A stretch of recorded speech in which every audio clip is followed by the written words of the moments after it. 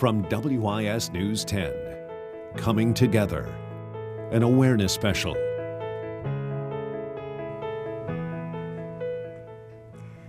Hello, and thank you for joining us for a very special edition of Awareness, Coming Together. I'm Megan Norman. And I'm Charles Molyneux. This year, Awareness celebrates 45 years of engaging and educating viewers, and right now we confront a special need for engagement, discussion, and healing after tragedy. We've gathered together a panel of community leaders to look at ways to move forward from the deadly church shooting massacre in Charleston.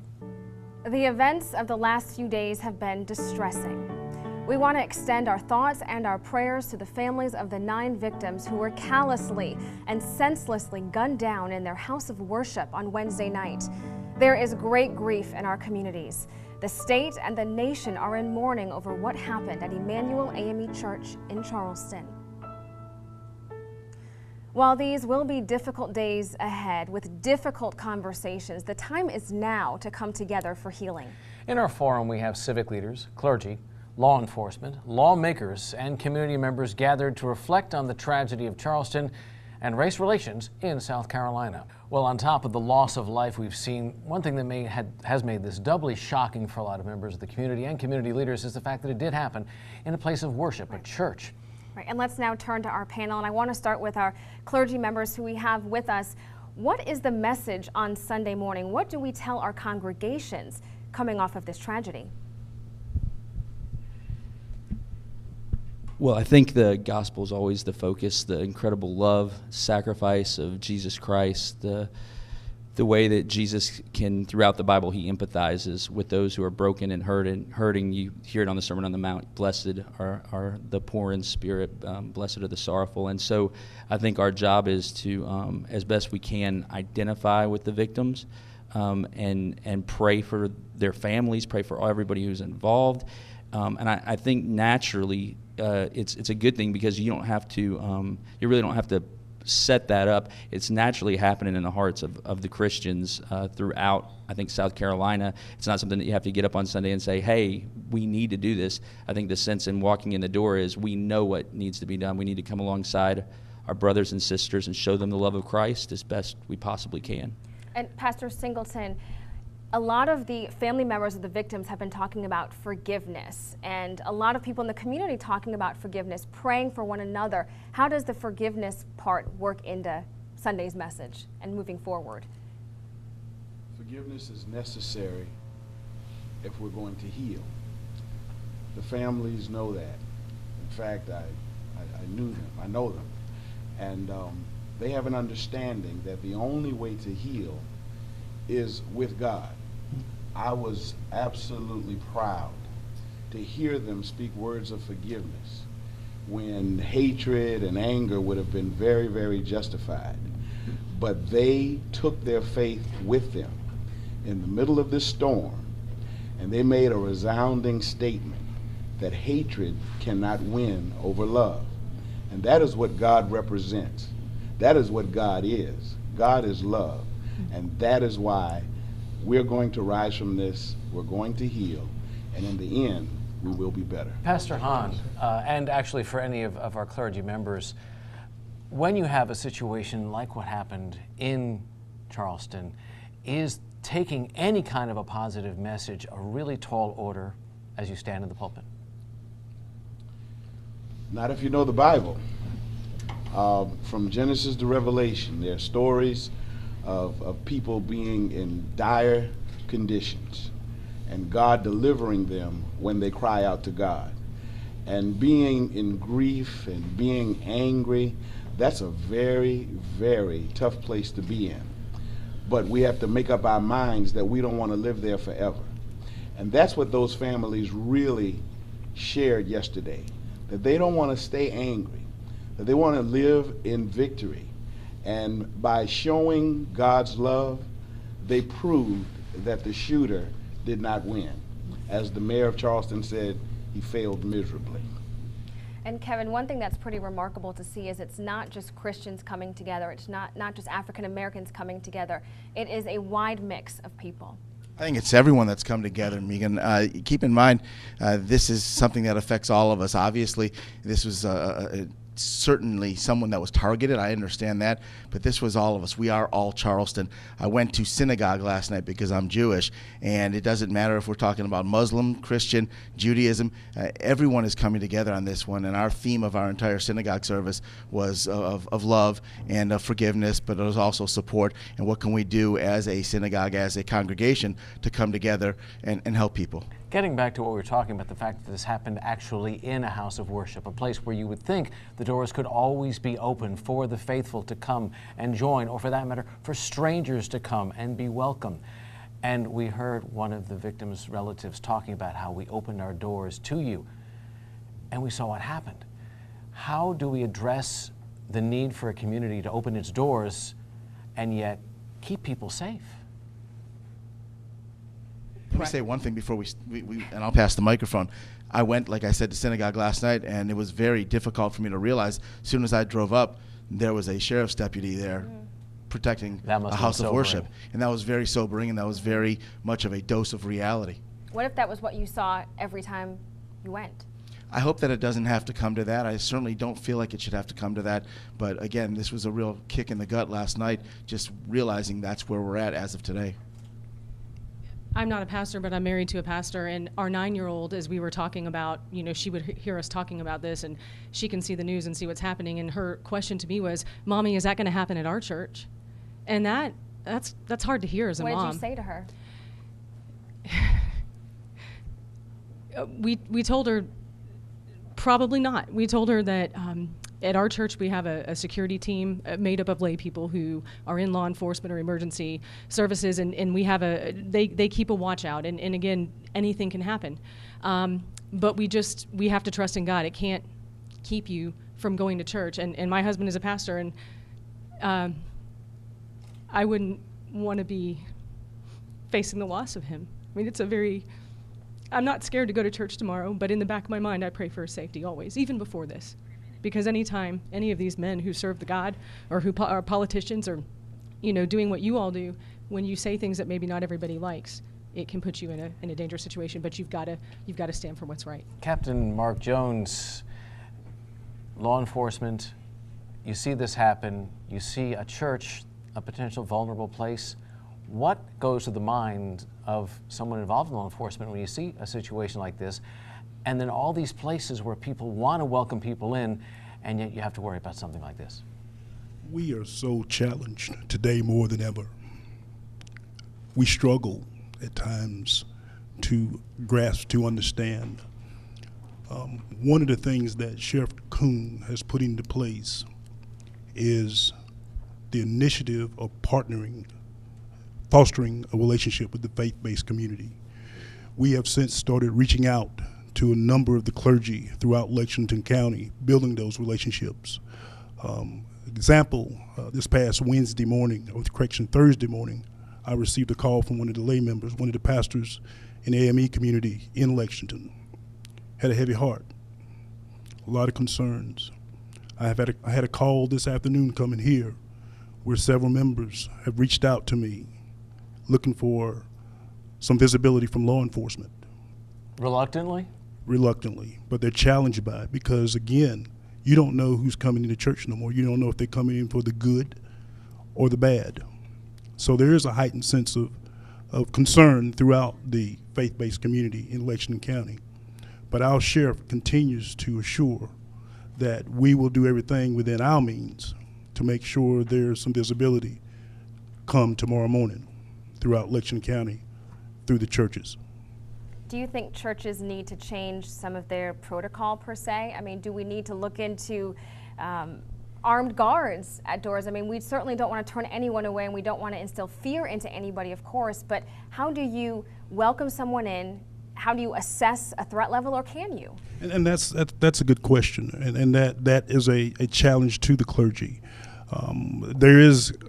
They're going to have to change some protocol. There's no doubt.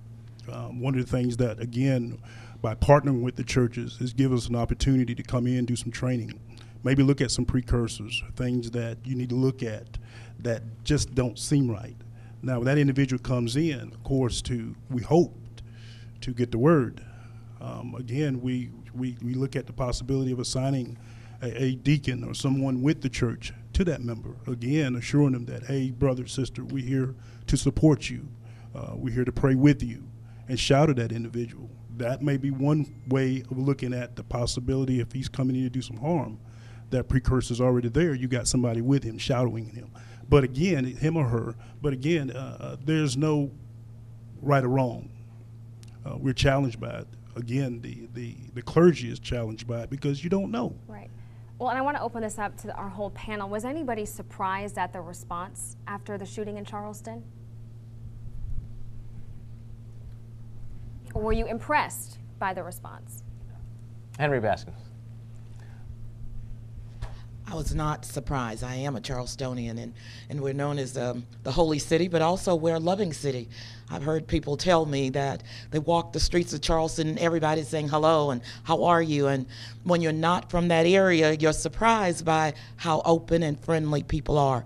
So I was not surprised by the response of the citizens of Charleston, not at all. You all heard Governor Haley, who really obviously felt for all those people and all the suffering they were going through. Is that what we want to see in our leaders, and have we really seen it come through this time? Yes, I would like to see more of that, but I think we need that and some other things as well. The grief is here, the hurt is here, the pain is here. But as Midlands residents, we raised someone in the Midlands that exported terrorism to Charleston. What are we in the Midlands going to do about that? Well, that's why we're here. We're here to talk about some solutions, some answers, some actions to heal and to move forward. Anyone else have a response?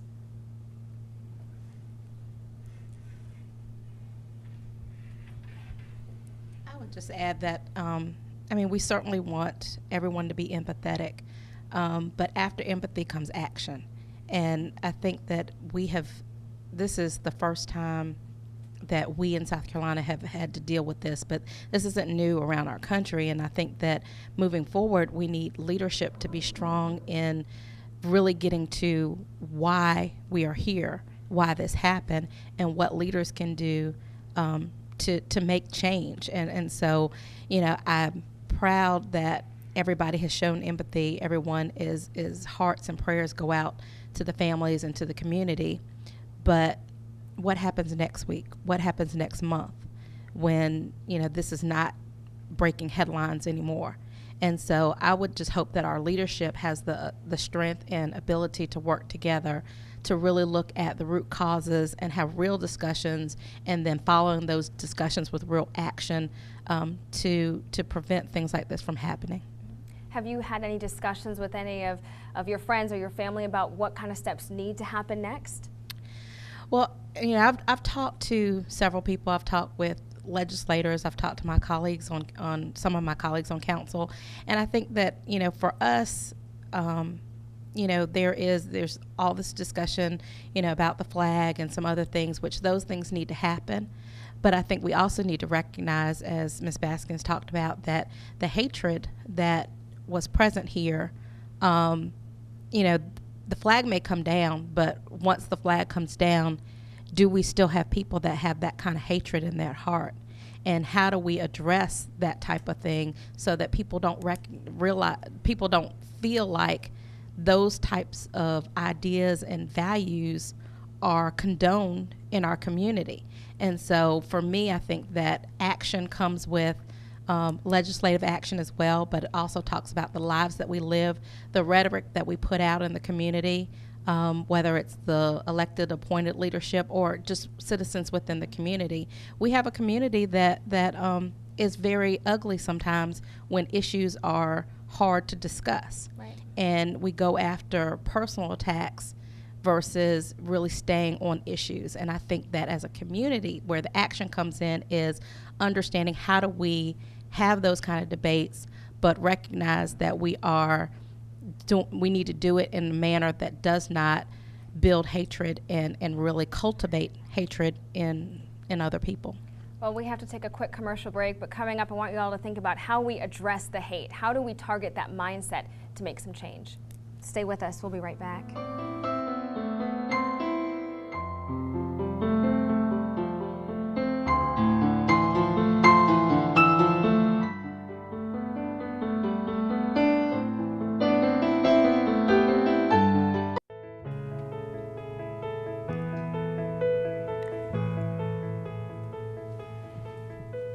we talk about taking action, the age-old debate resurfaces. Should the Confederate flag that's flying on the State House grounds come down?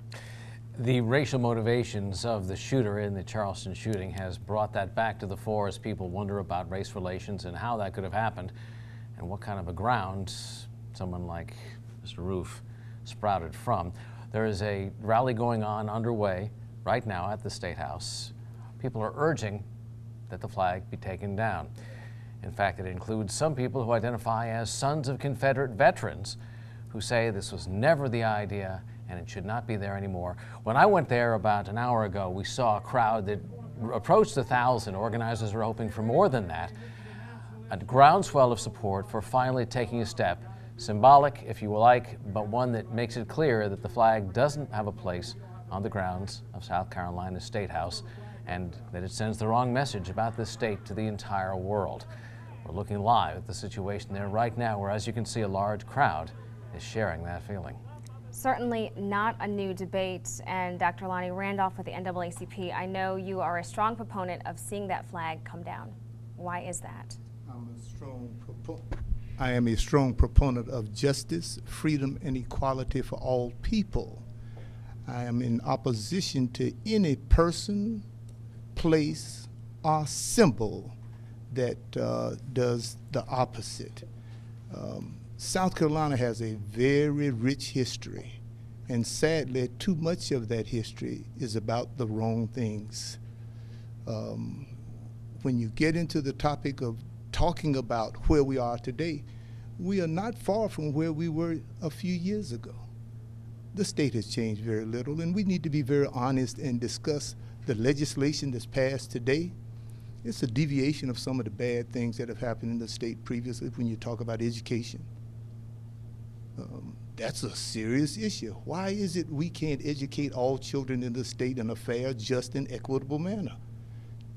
Almost 22 years of the education equity lawsuit, and we're still bouncing around paying for an education by gambling? That ain't real smart. We have a real serious problem throughout our history of electing humanitarians and people who felt respected, first of all, and felt good about representing all people, regardless of religions, regardless of their ethnicity, regardless of zip codes. And we didn't get those until 1963, but they still did the same thing. This state was sectioned off like no other state in the country. And after what has happened in Charleston, is it a possibility, is it an opportunity to send a real message by taking action to rid ourselves of this one symbol? Well, let me be clear. Just the fact that the state endorses it. You asked the question earlier, and I don't remember exactly what you asked, but the state endorses that. Everybody in the country, I think I may have done 20 interviews yesterday on radio and TV stations. Not one person, interviewer, not one person who came to me or talked with me, everybody brought up the subject. How is it you tolerate that in that state?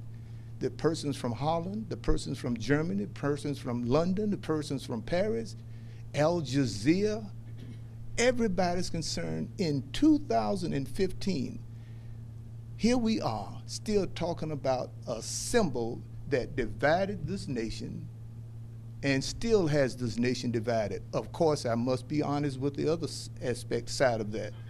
We don't have but 2 states in the nation that fly the Confederate flag. Well, let me number just ask, 49 and number 50.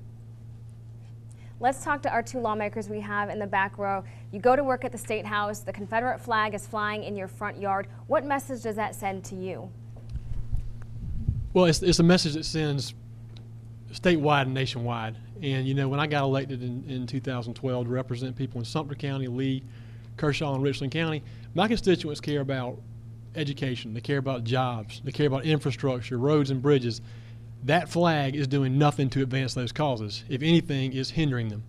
And, you know, I've heard the message about the heritage, and I believe that argument is starting to get stale. It is a part of our heritage, but it's also a banner that's been raised in the name of hate over and over throughout history. And I believe it was raised in the name of hate with the events that happened on Wednesday night when we lost my good friend and colleague, Senator Clem Pinckney. Do you anticipate any new action for real this time, that'll stick this time in the State House to take the flag down? Because that's what it'll take. It's like someone said earlier, you know, you got to keep the conversation going, because right now we're about to get out of session until January. So we have to keep the conversation going, and the will's got to be there when we get back into session to get something through committee and to ultimately get a 2/3 vote, because that is the statute that was set in this compromise back in 1999, 2000. Now, I can tell you right now, as the youngest member of the state Senate, and Senator Pinckney was actually one of the younger members, despite the fact that he'd been there for 20 years, as a younger member, I don't feel like my generation reveres that flag. And I don't feel like most people in this state. Look at the crowd at the State House tonight. It looks like South Carolina to me. I rode by and looked at it. And so, you know, the will's got to be there, and the will's got to continue forward. But I think it's something we've got to take up, and I think it's something that people in South Carolina are ready for us to take up again. I was in college in 1999 or 2000. I wasn't part of that compromise, and I don't feel like I'm bound by it as a lawmaker. Can I speak? Yes, please. I'm a college professor, and so I'm around younger people. Younger people, this is a vestige of a spirit that older people had. The younger people, in terms of their thoughts of the flag, I don't see a heritage at all. I'm afraid that I see more the hate, the prejudice, it's hard to describe any positive thing to it, and it's hard for me to see how there can be any economic benefit to it. I think it's negative in all respects, and I really see no reason why it should be there. Representative McLeod? I agree with everything that's been said so far, but I also want to say that just like our words and our actions and our inactions, symbols do matter. And this one is definitely used for hate. I've had 4 race relations town halls this year. Not because anybody asked me to or expected me to. And part of the reason that I chose to do that is because our state is notoriously reactive. The only way, in my opinion, to change that is to look at the issues. I mean, we are a microcosm of what's happening nationally on every issue related to race. And it was just a matter of time before something tragic happened here. Unfortunately, it took the life of a dear friend, Senator Pinckney, and 8 other people who, you know, have left behind family members and loved ones whose lives, as one of the family members has said, is forever changed. Those lives are forever changed. And now is an opportunity. And we've had others. But I'd like to say this, because I think your question was about, you know, the governor and her response to this tragedy in Charleston. And, you know, I couldn't agree more that her response was one of empathy and compassion. But unless and until it transcends into action, what have we really done? I mean, all of us have gone to Charleston. All of us have shed tears about the tragedy and the senselessness and the hopelessness that we feel. But until we actually do something about it, you know, I don't want their deaths to have been in vain. Dr. Randolph, do you think the time is now? Will it happen this time around? We have no guarantees. We don't. And that's because of the manner in which our General Assembly functions and the manner in which we vote in South Carolina. We have one of the worst voting records of citizens of any state in the nation. I don't know whether we have this this impulse that we have to be last in everything. Now, we're not last in voting, but we are number 47. To have citizens vote at 30 and 40% levels, we only cater to those persons, those elected officials who love for people not to vote. It empowers them. We must engage all citizens in everything, back to education and all these other issues, because they all have the Confederate mindset. The Confederate mindset that only certain people deserve to be treated fairly and just. The last thing I want to clear up, I heard the comment earlier about the compromise. There was no compromise. And the reason there wasn't a compromise, the organizations, and the NAACP was the lead organization that brought about the action, and we have a number of partners, too many for me to mention, but we didn't compromise with that. I heard several times over the last several days, the NAACP compromise. We don't compromise with evil. We compromise with what's just, what's fair, and what's right for all human beings. Now, in terms of taking action, something else that has been maybe overlooked, South Carolina is one of 5 states without a hate crime law. Mr. McLawhorn, with the Columbia Urban League, do you think we need one? Is now the time for a hate crime law, and will that make a difference? Well, I think we do need one, because I think it sends a message that we have a zero tolerance for hate. But I want to just reflect on the Confederate flag. I think that we talk about it as something that's reminiscent of older people. Ruth is 21. That Confederate flag has galvanized a generation of young people. It has to come down. It is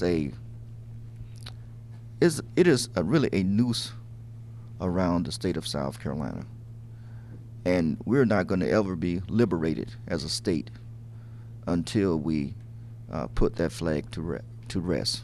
Senator McElveen, Representative McLeod, as the microphone goes back and forth, have you had any sense in the State House in the session past or since that any movement on the flag is possible, is desirable, that now actually might be a time that when something can be done?